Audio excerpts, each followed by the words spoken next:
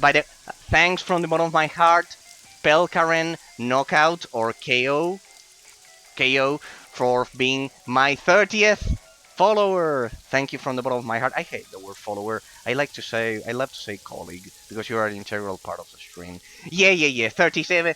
Yeah, thanks for being my 30th colleague, as I've said. Um, Pretty much I analyze games on a metaphysical level here on the channel. A lot of crazy stuff. And precisely, since I analyze them extremely in depth, I like doing as I analyze them. I play on PS3, though. On PS3, does it have crashes? May I ask? Does it have crashes? Because got my copy recently. If it doesn't have crashes, keep that copy. Um, I only started. Well, I don't know if it has the Ice and Blood expansion level 10. You have a long journey ahead of you. You have a long journey, as you can see. Today I did a secret area. In case you... Yes, I am. You have a long way. You have... That's amazing. As you can see, the game, it's absolutely massive. It's absolutely massive. And if you have the Ice and Blood expansion, it will be even bigger. I think I've already explored the Ice expansion here. I think it's this island. And I still have this final region. I'm pretty much at close to the end game. I heard that DLC not available on consoles. Well, that's what I was precisely mentioning. In case you want to try it on PC, you can see that I've been having... you will have a lot of... The game won't even boot. That's why I told you to keep... preserve that copy at all costs. If it doesn't crash, preserve that copy at all costs, because I spent my first 20 streams were about fixing the game as much as I could. It's a long story, but it's well worthy to tell it to you. You have my 20 streams over at YouTube, but I can do it to you a brief summary just so you know what happens with this game. The game won't even boot on PC. For starters, if you have Windows 10, which is normal for 99% of us, it won't boot. It won't boot at all. You have to install the physics drivers, you have to do a lot of fixes, and even then, the game is still crashing for me. However, I managed to at least push that crash for 3 hours. Kind of like I can make the stream last 1 hour, 2 hours, or 3 hours until the game crashes. Why? Because it has a memory leak. That's why I asked you at the beginning if the game crashed on PS3, on your PS3.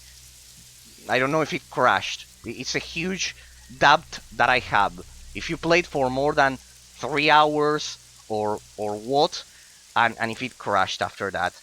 But if it doesn't crash, preserve that copy as if it's gold. Straight away, straight up, because the game is... I'll check. Okay, yeah, measure it for 3 hours, play continuously for 3 hours, and see if it doesn't crash. I wouldn't recommend you to play for 3 hours on an unmodded PS3. I don't know if it's modded or not, because that could overheat it. But I also have a lot of experience modding PS3 consoles. I did a PS Vita brief showcase the other day of what I'm going to showcase. I mod consoles a lot. I modded my PS3, for example, and I highly recommend you mod it because the stock fan speed of the PS3, it's... How do I put it? The fan won't even spin until you reach a certain temperature. The default stock thing, the default speed that Sony configured to it, because of the crazy cell processor that the PS3 had back in the day, it overheats. So always at least put a hand on it. I'm telling you this because my PS3 overheated. I overheated the PS3 before modding it. See, listen if the fan is actually working, because most of the time your game will be running if it's unmodded. PS3 fat? No, PS3 slim. a PS3 Slim. The one I overheated was a PS3 Slim 160 gigabyte model. Then I changed to the 320 gigabyte model, and that one, not the Super Slim, the normal Slim one, and that one I modded it immediately and it stopped. I got Super Slim last revision. Good. Make sure, I personally, my 2 cents, make sure you mod it before, otherwise don't play for a lot of hours, because the default stock fan speed will be 0 even when you're playing the game.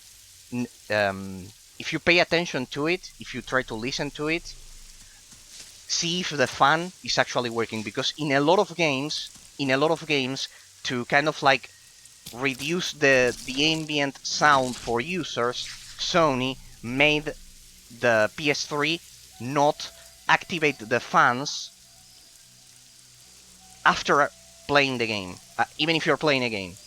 Like, by the time the fan activates, it's already overheated. So be extremely careful. It doesn't matter the model. It's true that it's worse with the original fat model and the first revisions of the Slim, the ones that I mentioned, the 80 gigabytes, the 60 gigabyte, and the 20 gigabyte of the Slim, and the original fat. And in my case, I overheated a 160 gigabyte one. Fortunately, it had a warranty 10 years ago. And now I have my 320 gigabyte model and pretty much modded, and it never overheats. It never overheats because you can configure the... So after 37 days, you still got undiscovered areas? Yeah. The game is massive. Going back to the analysis, yeah, I got lost. I love talking about all of those hardware things about the PS3 and those. Highly recommended. Mod it and activate the spans. And activate the fans. Activate the fans. Yeah, lol. Activate the fans as soon as you can. I don't want any PS3 to overheat after what happened to me. Mod it. You can also install plugins. For example, I play with this PS3 joystick. Highly recommend you can go either custom firmware, which is a bit more complex, but I think Hen alone will allow you to play. Also, it allows you to play all of the games, and it removes the CMOS battery limit that they found recently, that your PSN purchases will eventually expire. But you didn't expect that one. No, going back to your other question. So after 37 days, you still got undercover areas. I am mostly at the end game of it. Oh my gosh, yes. The CMOS, Google CMOS battery issue. And you'll see that your PSN licenses will expire. Be careful with that. It happens also to the PS4 and the PS5, but the PS3 can be saved, and the PS4 can also be saved nowadays. So I think it's like in a lot of years, but it will happen. So highly recommend it. Sacred to Disk only version, by the way. Yes, you mean the PS3 one? Yeah. It doesn't matter if it's physical or the other one. The disc will be preserved. The disc will work. What won't work is the PSN content related to it. For example, if you downloaded a DLC for the physical media of your PS3, yeah, like that. Yes. Your Sacred to Disk will be preserved. You'll be able to play the base version of the game. But for example, updates, if you haven't downloaded them yet, and the PSN expires because of the CMOS battery issue, you won't get them. And the licenses for the DLC. Okay. For example, the Ice and Blood. Take a break. The ideal thing would be to have the complete version of it with the Ice and Blood expansion on the disc. That's another option you have. Going back to the other one. 37 days, you still got undiscovered areas. Oh my word, Guardians of the Forest. Yes, here, let me show you the map. Today I just discovered the secret developer dungeon, in case you want to take a snapshot for your playthrough, because it will be, or it's almost impossible to find it. I discovered secret areas, and yes, pretty much I'm doing a 100% completion of it, the only footage online ever, because there's no one crazy enough, apparently except for me, to stream a 100% completion of the game, and I found a massive, massive gem. But don't be fooled. As I've said, I analyze the game. I analyze games on a metaphysical level, and don't be fooled by the huge extension of the terrain. First, the genre classification, if you want the most important aspect of it. This game is an isometric MMORPG. The camera is isometric, like in a lot of isometric action RPG games like Diablo, like Titan Quest, like Torchlight, the ones we all know and we usually call Diablo clones. Isometric action RPGs. It has the camera of those games, but the level design, the amazing level design of this game is that of an MMORPG. I've been analyzing the game for 37 days. From the economic aspects, from the level design, the gameplay mechanics, the interaction within the economic punishment reward system of the game, and how it psychologically impacts the player and his sense of progression. I do a lot of those things. First of all, this is an MMORPG. You basically get an offline MMORPG with a lot. I'm trying to do a brief summary for you, just so you have a brief idea. It's an offline MMORPG. It has the level design of an MMORPG, like World of Warcraft. You'll find a lot of quests. You won't find the 700 that I'm playing, because according to the class that you pick, you'll have some of them and some others not. You will only be able to do either the good side quest or the evil side quest, except for some classes which are neutral. And in my case, this version is modded, so I have access to the whole 700 quests. To establish a direct comparison, just so you have a reference, Borderlands 1 has barely above 200 quests. Borderlands 1. I did a 100% completion of Borderlands 1. It has, I think it was 214, could it be? 14. But what about Vanilla WoW? Pretty much, this game no, I think this was released back in 2008. And it has it's pretty much similar. We did a comparison with another viewer of the channel, with Scarlet Dragoon, who was a beta tester of the game. And he mentioned that this is pretty similar to Wrath of the Lich King expansion in extension. If you think about it, he knew the exact kilometers. If he drops by the stream, I'll ask him, because he had the exact kilometers. I think it was 40. I think it was 40 kilometers, 40 square kilometers. I think it was exactly. Then if Scarlet Dragoon drops by the stream, I will eventually ask him, because he knew the exact proportion. You basically get an offline World of Warcraft clone. I wouldn't say smaller, but there's another thing that I was mentioning about the level design. This game has an amazing feature, which was the key aspect of the level design back when I analyzed it back in, I think it was a stream number 30 or something like that. The missions are not voiced, pretty similar to an MMORPG. The missions are not voiced. You just grab your quest as you've been seeing, as you've been watching, and pretty much you do fetch quest, what we usually denominate as fetch quest. I hate that naming convention, because, as I said, it puts the emphasis on the fact that there's no voiced storyline, but it destroys the sense of level designing it. For example, it has a lot of fetch quests that involve escorting people, and that changes the objective, and like that the level design influences the gameplay mechanics in a way that the objectives are harder, because if you can be the best fighter ever, but if your escortee gets killed, you fail the quest. And like that, it has a lot of subtle influences of the level design on the gameplay mechanics that make it absolutely incredible. The only voiced quests are the main quest, pretty much the good side quest and the evil side quest. You won't have access to both of them on your first playthrough unless you play the modded PC version of the game that I'm playing. that has access to everything. So you'll have to do multiple runs. It has multiple difficulties, as I've said. And as for the rest, the boathouse, right? We need to do the boathouse next. And pretty much it follows the level design structure of an MMORPG. It's not like Diablo. The level design is not like Diablo. It's not just 6 quests per chapter or something like that.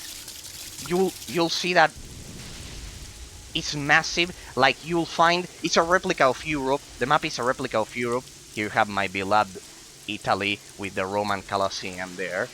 This section is like Germany. This is pretty much the UK, as you can see there. It has the same shape. So you finished that game back in the day. This one, Sacred 2? No, it's my first time playing it. I play games generally for the first time. Yes, it's my first time. First try. First try. Since Twitch censored the tag blind playthrough, I can no longer use it, but yes, it's my first time playing the game. But it has a steep learning curve. It took me 10 days. Yeah, it happened. So I cannot use that tag anymore. It happens. I did all of the world bosses. It has world bosses like World of Warcraft, but precisely the element of the level design that I don't want to forget telling you about. It has the extension of the terrain of an MMORPG, but it has, how you calling now, blind play correctly. I don't say it. First playthrough, and I don't include it in my tags, as you can see. I don't include first playthrough. I'm scared, to be honest. I'm scared, to be honest. First playthrough. I can say. Otherwise, when I type it in, it says this tag goes against the it was some shit like it goes against the policy privacy of the platform or some shit like that. And yeah, I understand. Yeah, it's something like that. One element that I wanted to highlight is that it has the extension of an MMORPG, but I am amazed, and I highlighted this back when I did the level design category of my analysis, at the insane amount of detail. Well, here you can see the crash. Here you can see a crash happening. This happens because of a memory leak. This is a memory leak that there's no fix for it. And that's why I told you, preserve your copy. If it doesn't crash after 3 hours of gameplay, preserve that copy. Because as you can see, I can play the complete version of the game, but it has these crashes. The level design. It has the details. It has the amazing... Whoa, what a wonderful desktop you got there. Yeah, it's... You can see it in the... I think I have a link down here in the ultimate... The ultimate review vault. No, there you have all of my analysis. The ultimate PC integral history of PC game genres. I did an integral history of PC game genres of like 2 hours per genre, 3 hours per genre. It's like 10 hours long, in which I cover every single desktop icon that I have. The idea is to replicate the aesthetic from the 90s, because we have a lot of launchers nowadays. And aren't you bugged by having to open the Steam launcher, the Epic Games launcher, the Blizzard launcher? We also have... When I realized that I had to have 5 launchers open to have access to my whole library, I decided to use that program and pretty much condense them all on my desktop and replicate that feeling from the 90s, if you know what I mean. Like when we had all of the icons lying around. Besides, there's another thing. When I hover over the icons, they zoom. They get enlarged. They get bigger. So if in the future I lose its design, so if in the future I don't have such good sight as I have now, I'll be able to see them even then. So yeah, I've thought about everything. Yeah, I have a lot of... You can see the desktop on my link down below.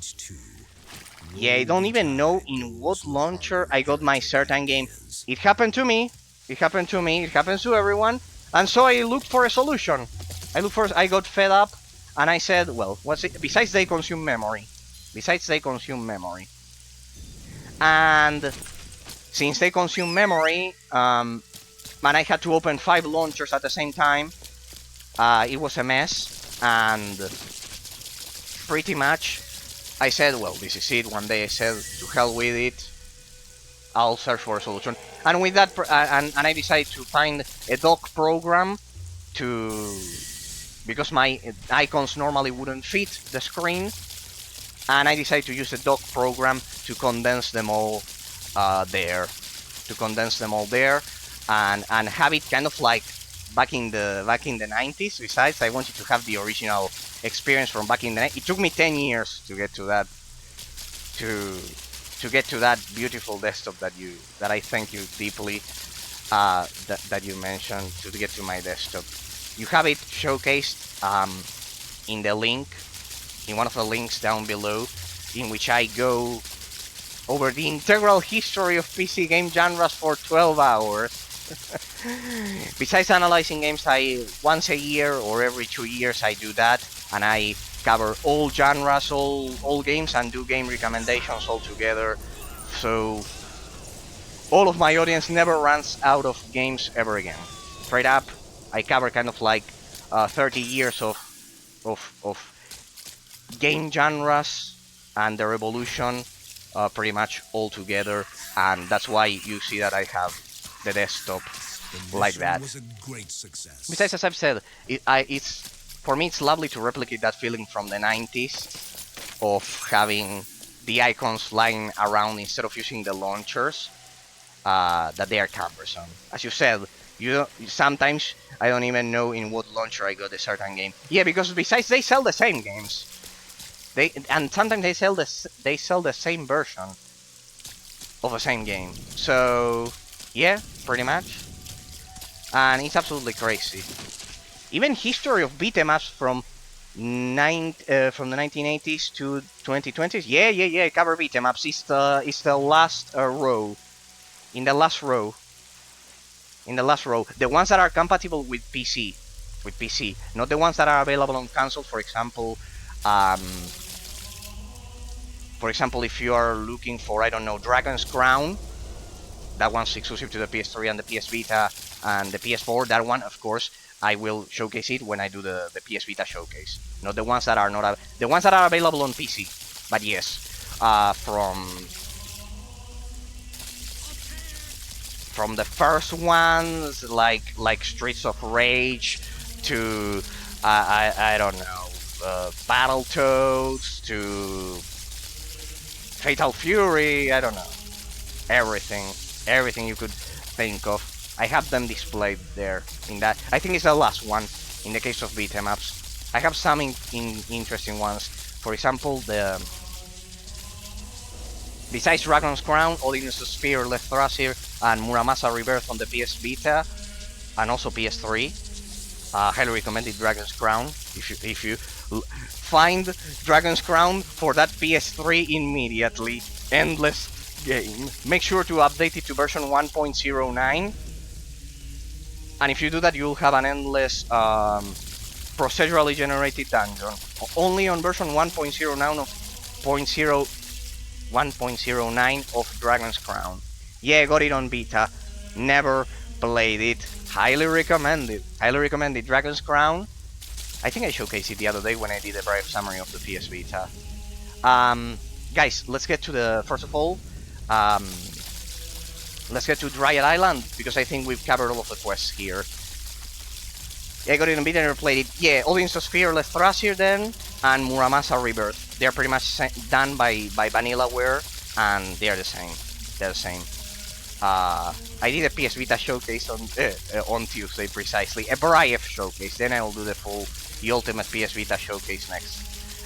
Once I finish Sacred 2. If we ever finish, because at this rate, I think I started this series back at the beginning of this year, and I'm still roughly 4 hours per stream. Roughly 4 hours. But yeah, besides that, it takes a lot of time with my analysis, so you should also like that. It should take you less than 37 days to get where I am, because besides I talk a lot and I analyze aspects of the game that I also sometimes stop to talk about them. So maybe it takes you a bit less technically than 37 days, huh? But yeah, highly recommend this game to you, either on PS3 or on PC. If it was my choice, I would still choose the PC version of Sacred 2, because as I said, you can do all of you can achieve true 100% completion on one run only if you have this access to the 700 quests, and that's only accessible if you mod the game. But still, you'll have a massive game that it's definitely worth it. I can recommend this game 100%. If you can endure the crashes that you just saw, it's the only caveat, the only thing that I will warn once I get to my final analysis again to anyone who wants to get the game. I have a technical guide to make it run at least as you see here at unlocked frame rates and resolutions. But yeah, the crashes cannot be eliminated 100%. Bring me a little bottle of tea energy. Greetings. Wouldn't you be able to see into the video too? It opens a world of opportunity. Unfortunately, this ability doesn't come naturally, but this little flaw can be remedied with a little bit of creative energy. All I do is a little bit of vial of tea energy. Could you brew a potion to see me into the future? Could you give me that for me? Sure thing. See that the quests follow the same level design structure as an MMORPG, but trust me, the quest density that you'll stumble upon, it'll be massive. Absolutely massive. It's 700 quests total. You'll have 600 since you are playing the PS3 version you mentioned. If it's not modded, 600. If it's modded and you do all of the quests, 700. Still, it's a massive amount, as I've said. As a reference, Borderlands 1, which is massive, it's 214 quests, I believe, which is a third of what you'll find here. It's 3 times as big as Borderlands 1. So, you do the math, people. You do the math. Obtain rare blue orchids. I have an assignment for you in a tutorial, and hundreds. One of these. Well, I would like to go out in search of the orchid. Where place can grow now? Then for 100, I need to. Let's do it. And the quests are like this. As you can see, pretty much standard. What we usually call fetch quests in MMORPGs. As I've said, that's terrible. I think it's a terrible naming convention, but because that puts the emphasis on the fact that they are not voiced, that puts the emphasis on the storyline. And if you want, I won't do spoilers for you of the game, but it pretty much is like World of Warcraft. It's pretty light on story. It does have a story. The main quest is voiced, only the main quest, but the abstract, I've explained this already, but in case you join us right now, I will do it again for you, my man, because the learning curve of this game is huge. Back in the day, these games used to come with those thick physical manuals. I don't know if your PS3 copy has it, but this game came with a thick physical guide. That's what precisely Scarlet Dragoon told me some months ago when I started the series. He told me, yeah, you won't find the instructions on how to play the game, because these games used to have those thick physical guides that you have to read through. Pretty similar to a Dungeons and Dragons system that would ensure that the player has to read that guide to understand the basic gameplay mechanics. But I've explained this, but let me do so again, just so the learning curve makes sense if you decide to play it. This game has a much more abstract complexity. I've analyzed this. Metaphysically, it has a much more abstract complexity of the mental model that you need in your mind to understand the gameplay mechanics. And that system, that higher degree of complexity of the gameplay system of the game, is directly tied to the economic reward punishment system of it. Because the game will create a negative... It happened, I died 463 times at the beginning of the series, so it's a steep learning curve. And this economic reward punishment system that I'm mentioning, that I've been analyzing about the game, this abstract economic system is directly linked to your performance on how you play the game. Why? Because this game has an internal clock system responsible for constantly measuring when you die. And when you die, the economic punishment system of the game influences the gameplay mechanics. It's absolutely brilliant. I'm fascinated by the design philosophy of Sacred 2. Then I'll get to that one, to the elemental damage system. But just so you have a reference, you'll have a negative proportion of gold income constantly at the beginning when you don't understand all of the naming conventions of the game, all of the gameplay mechanics. And that negative proportion of the economic system of the game will make you loot less gold than the amount of gold that you'll have to constantly spend on potions to survive if you don't understand the naming conventions of the game, which will happen at the beginning. Just as a reference, for example, a real-life example, I didn't understand the naming convention of calling accuracy, basic attack accuracy, actually calling it attack value. And I didn't know that defense value was actually evasion. Without knowing that, I couldn't evade attacks at all, and my attacks wouldn't land at the beginning of the series when I died constantly. That caused that negative proportion of the in-game currency income that I would get, and that caused me, it forces the player in a pretty subtle but natural way to learn the gameplay mechanics. Because it will cause you, it will force the player to be always at 0 gold. If you have that negative economic proportion that is directly linked to the gameplay system. Bottom line, reverse engineering this mental model that I'm mentioning, this link between the gameplay system and the economic reward punishment system, you won't be able to get money, because you'll spend it all on potions. And that will prevent you from modding your gear, and if you cannot mod your gear, you won't be able to manipulate, to modify your elemental damage system. Another interesting element that I would highly, my 2 cents, I would highly suggest that you learn about. Because this game, I did a rank of games. Usually we don't get, have you noticed that nowadays we don't get games, I mentioned this, we don't get modern RPG games in which we have a full elemental damage system implemented to it. For example, in Hellgate London, we do have it. In Borderlands, we have an elemental damage system. But think about World of Warcraft, people. Think about World of Warcraft. In World of Warcraft, we only deal physical or magic damage, but the underlying... there isn't an underlying system behind that. What do I mean by that? That in World of Warcraft, it's the same type of damage for all of the mobs.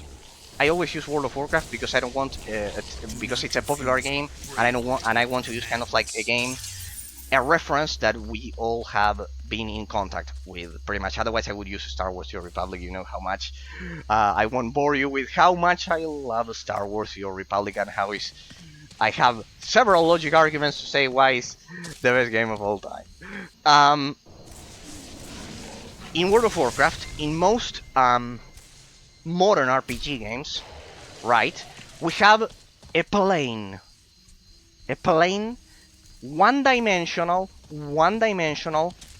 elemental damage system, right? This game, developed before Borderlands, and I would even argue that it was at the same time as Hellgate London, which also has an elemental damage system in place.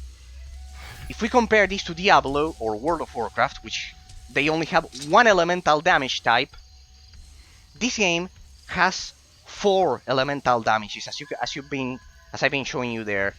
If you can see Pekaren knockout.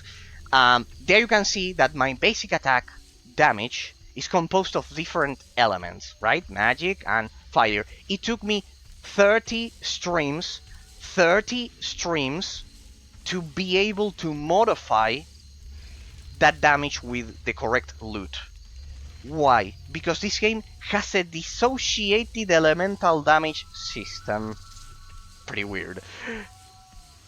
The elemental type of damage that your combat abilities use is completely different. As you say, a combat art means ability equals ability. It's posh naming convention for combat for ability. As you can see there, my abilities change as I select them down there.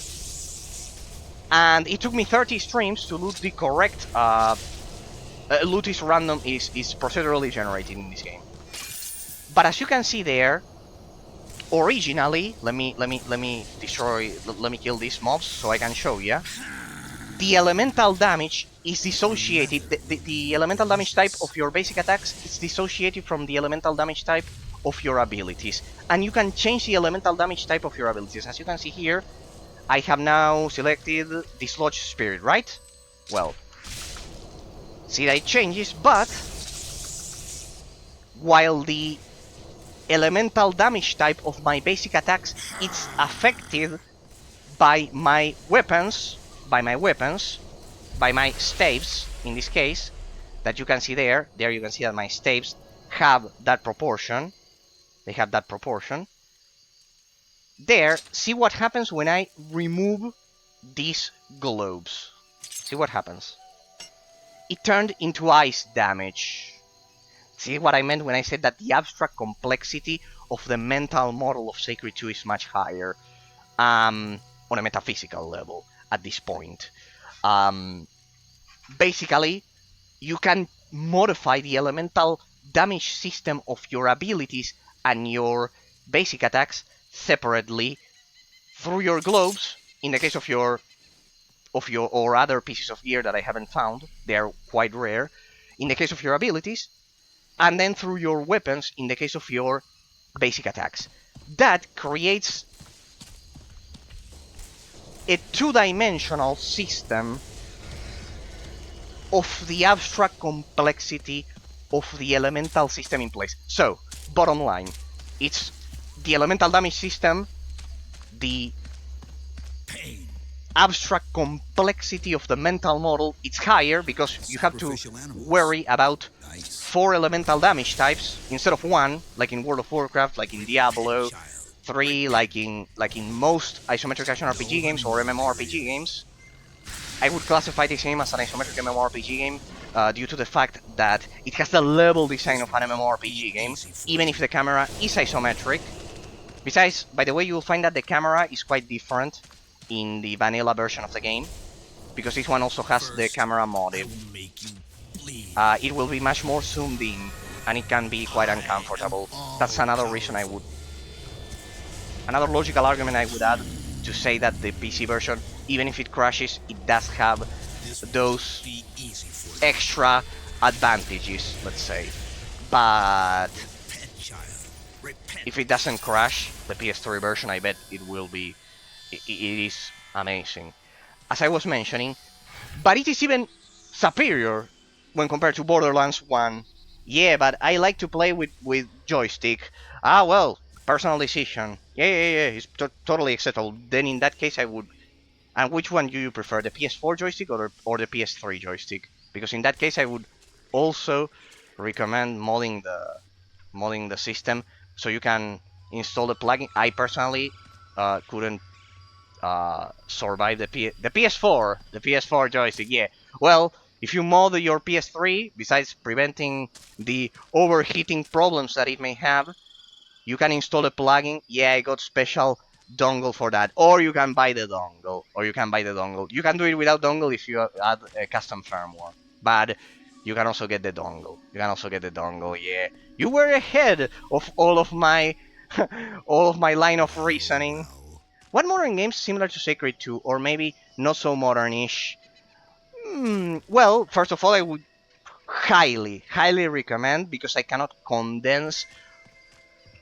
I don't want it to sound obnoxious, but I cannot condense all of my knowledge in a few minutes. But personal recommendation: offline Titan Quest, Torchlight 2 with the Synergies mod. Straight up, those two. I'm talking about. I'm not gonna mention Diablo because you probably have already played it. In the case of your PS Vita, Sword Art Online Hollow Realization. In case you want a more MMORPG experience, you get a whole offline MMORPG experience on the go. Sword Art Online Hollow Realization. Tukiden 1 and 2 on the PS Vita. I'm just using my mind, but I got all consoles. Well, then, highly recommend you watch my integral history of PC game genres in the case of PC, and in the case of consoles, as I've said, for PS3, Ragnarok Odyssey Ace for the PS3, Ragnarok Odyssey Ace, White Knight Chronicles. They are all like offline MMORPG games that are pretty difficult to come by, but I explore all, not all consoles, but the PS3, the Xbox 360, the 3DS is my specialty. The 3DS is my specialty, and the PS Vita as well.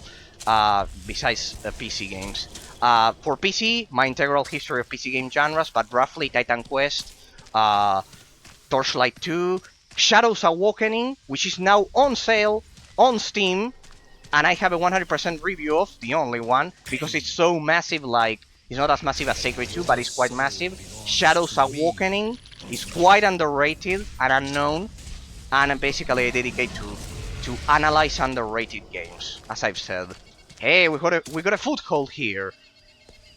There we go. Kill all jungle cats. Animals that become people. They get old. They become aggressive and stubborn. Jungle cats are no exception. When they get old, they attack anything and everything. Even the Dryads aren't safe from them. The animals must be destroyed. Please make sure that the population of these animals regenerates itself. Kill the older animals and bring. Yeah, they regenerate because there's a new generation. And bring me their fangs while you're at it. You can make some nice jewelry of it. I mean, Sacred 2 got me with its huge open world and offline MMO aspect. I highly recommend you Sword Art Online Hollow Realization. Hellgate London, I don't know if you played it. I omitted that one because it's kind of like underrated, but it's a popular underrated game. I highly recommend the London 2038 community. A shout out to Sayona, the community manager, who visited us when we did our review of Hellgate London. And there will be a sequel, in case you guys don't know, there will be a sequel to Hellgate London. Hellgate London, I recommend you. It's more like Diablo. It's not open world, but it's like an MMORPG. Hellgate London, the London 2038 mod. It's online. If you want it offline, I have another mod saying how to do it. You can make it work offline. On PC, Sword Art Online Hollow Realization for that PS3, for the PS Vita, for the PS3, White Knight Chronicles is a bit more slow. Ragnarok Odyssey also for the PS3 or the PS Vita. You said offline MMO aspect. You are like me. That's the very genre that I love doing. Well, if you have some time, I have reverse engineered MMORPGs. I don't know how much you. Hellgate London, good suggestion. Played it back at time. I think they released some kind of remaster recently. It's not a remaster. Be careful. What they released over at Steam is the Hellgate Global version, which has nothing to do with the I mean, it has nothing to do. It's the same base game, but it was kind of like a Korean MMORPG interpretation of the original experience that changes all of the system of the game. So they are essentially different. The London 2038 team did a great job. That one is online. You can make it work offline. You have the original release that you say that you can still play. And then I can suggest you to Bummer. Yeah, it's different. I have a whole series dedicated to Hellgate London over at the YouTube channel. In case you are interested to see, it's a long story, intricate. If you want, I can tell you. But basically, what is now up on Steam, it has nothing to do. That's Hellgate Global. I have a dual installation on this PC with both of them, so I can definitely tell you that they're different. I took the time to analyze them and explore. We still have to play Hellgate Global on stream, because I analyzed Hellgate London, the original, the one you play. I'll check on channel. Yeah, it's a long explanation, but basically they have nothing to do. One thing is Hellgate London, the original that you play. Another one is London 2038, online and offline, so you have two ramifications of it. And then, if you want to play the online version, I highly suggest the London 2038 Discord. And then you have Hellgate Global, which is the version that I haven't played on stream, but I managed to fix. That one is completely broken, the one on Steam. It's completely broken. It won't work without a lot of fixes that I think I didn't cover all of them, because there were so many that it was a similar case as Sacred 2, and I had already analyzed the base version that you played precisely, and by that moment I had already analyzed the version that I originally wanted to. Hey, what the? We have to go through this. I think I have to. Let me go back to the monolith. London 2038 is a completely free, non-commercial, fan-made, volunteer-run private. Yeah. Whoa, thanks. Yeah. That one, but you can play it offline. You have to mod it. It's a long process. You can play online with the original community that is still alive. Shout out, as I've said, to Sayona. He's the community manager of London 2038. He has visited me here on stream several times when I played it back then. Back when I played London 2038, you can play it online, just like an MMORPG. You can mod it so it works offline. You can play the offline, it's my choice. Then you'll have to investigate. You'll have to mod the London 2038 installation. Damn it, you are exactly like me, Karen Knockout.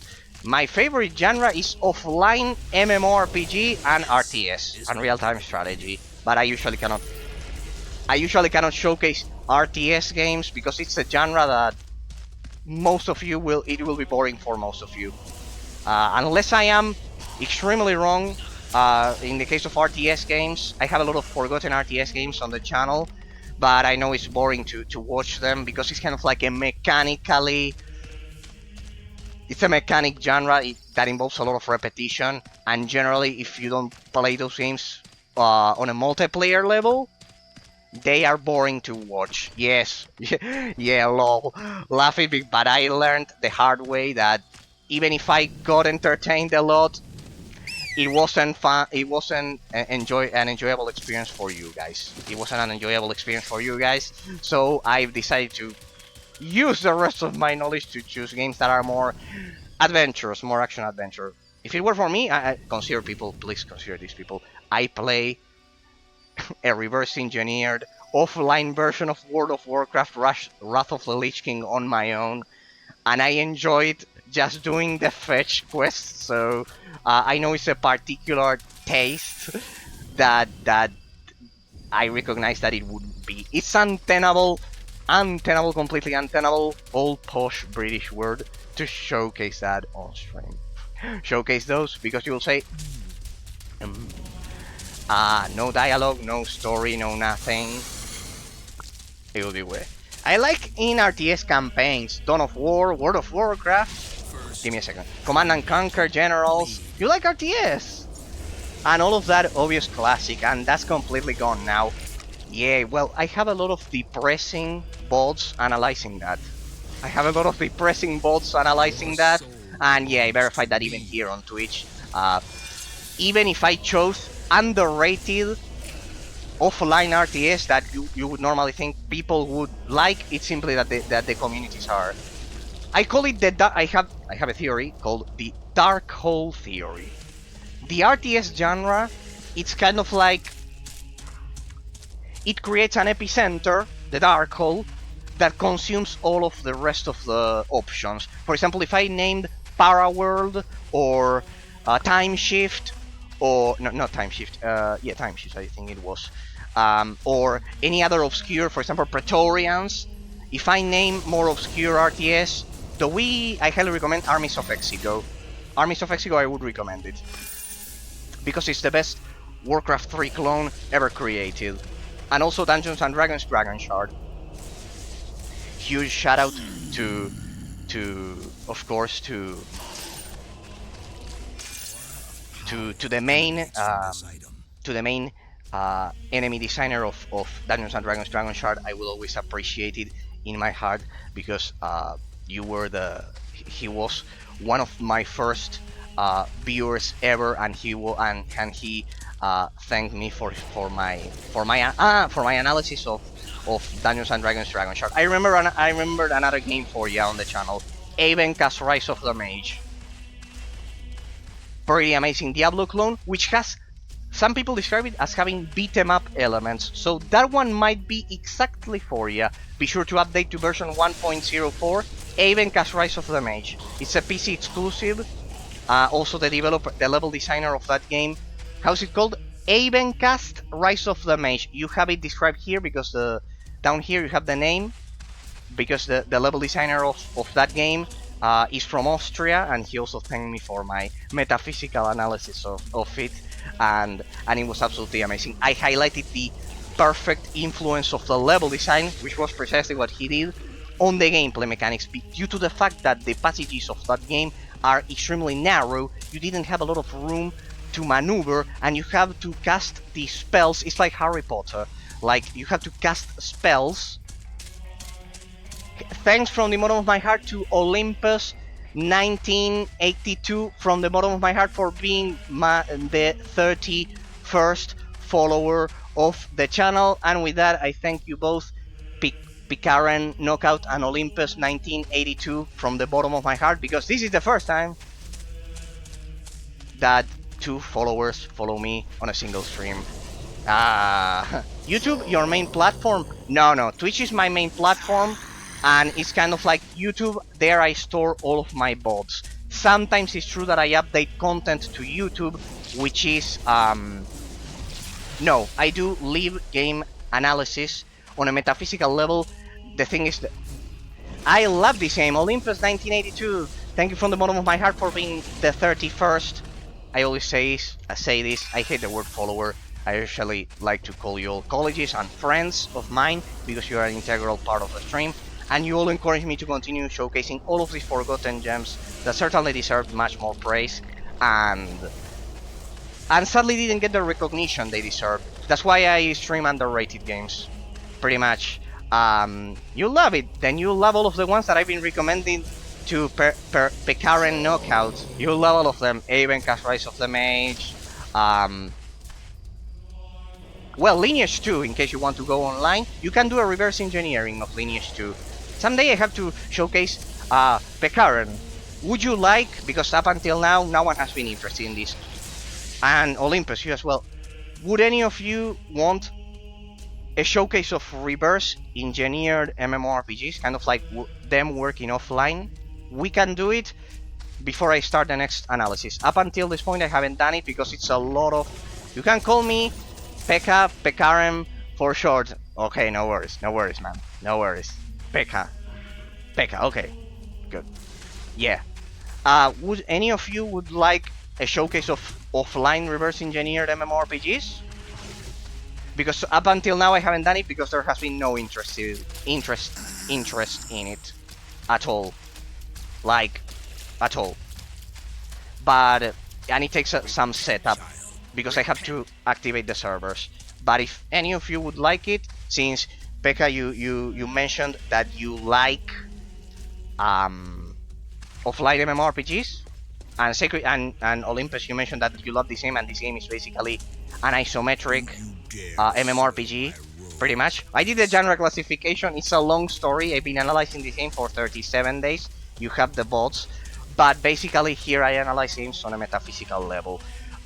Basically, what the huge difference is that my analysis seek to reach an objective conclusion from the perspective of a realist metaphysic analysis.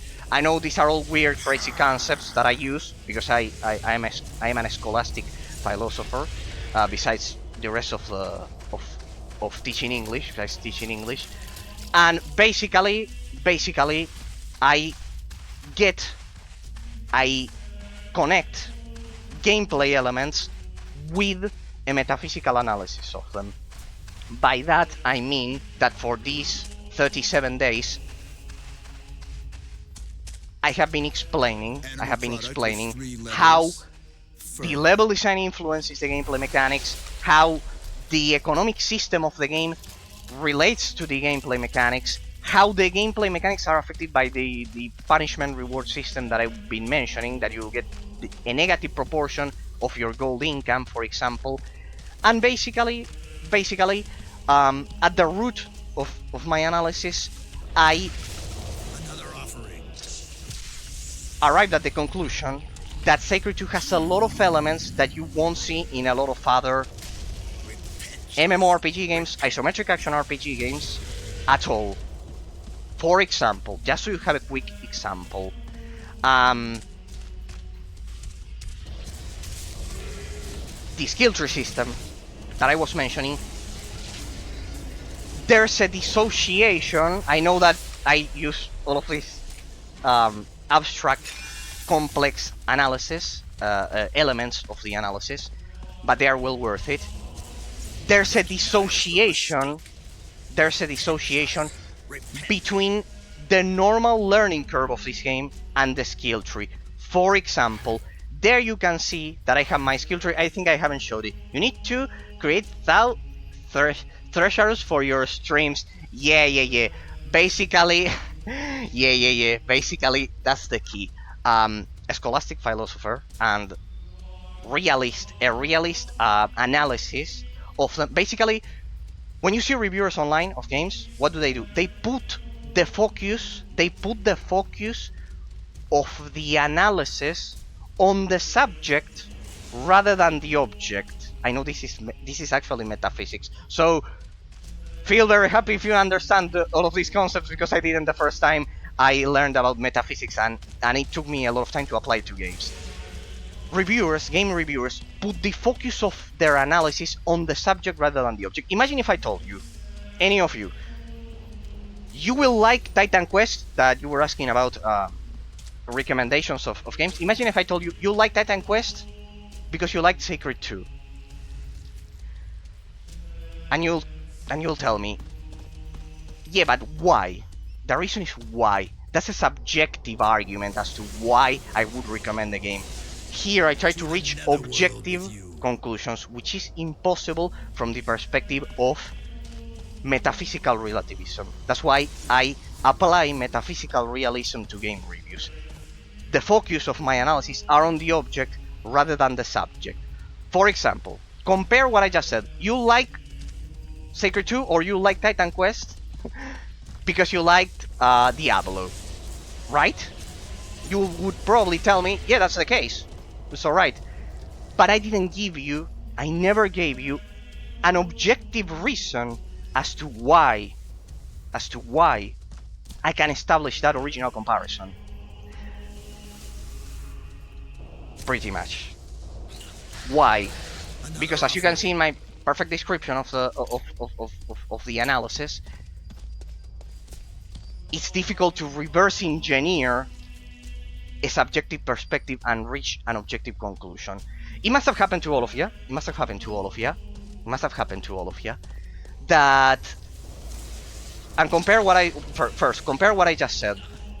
You like Diablo, you like Titan Quest because you like Diablo, or you like Diablo, you like Sacred 2 because you like Diablo. Compare that with what I'm about to say. You will like Sacred 2 if you play Diablo, or you will like Titan Quest if you like Diablo, due to the fact that the abstract complexity of the gameplay mechanics in Titan Quest, in Sacred 2, they have a lot of points that objectively inherit a lot of gameplay elements from Diablo. See the comparison. I gave you an objective reason. That's the thing.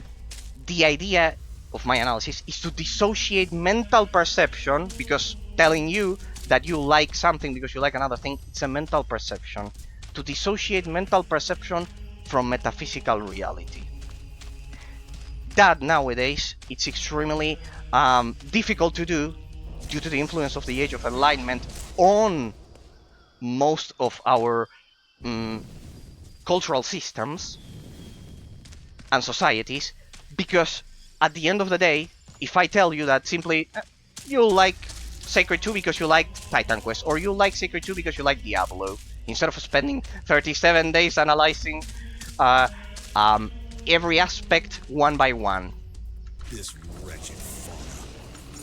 The idea is that when you say that nowadays, you are defining metaphysical reality as the sum of our mental perceptions.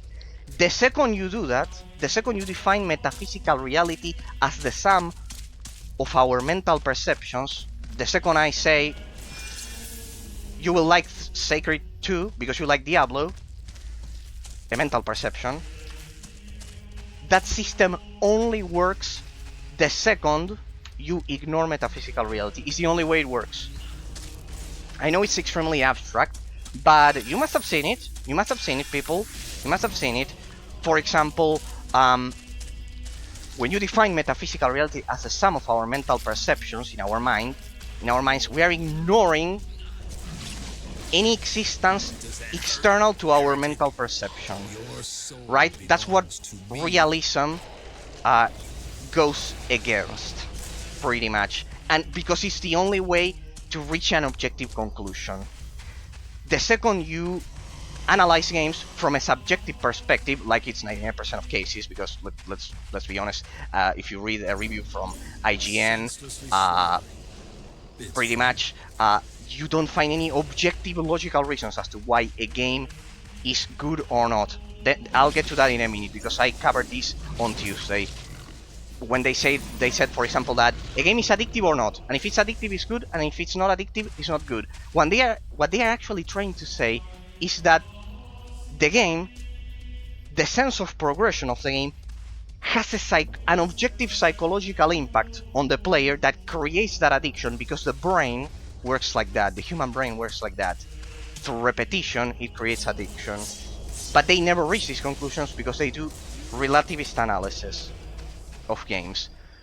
The idea of the channel, and precisely I cannot create a thesaurus for the channel more than the panels that I have down here, but it's a good idea though.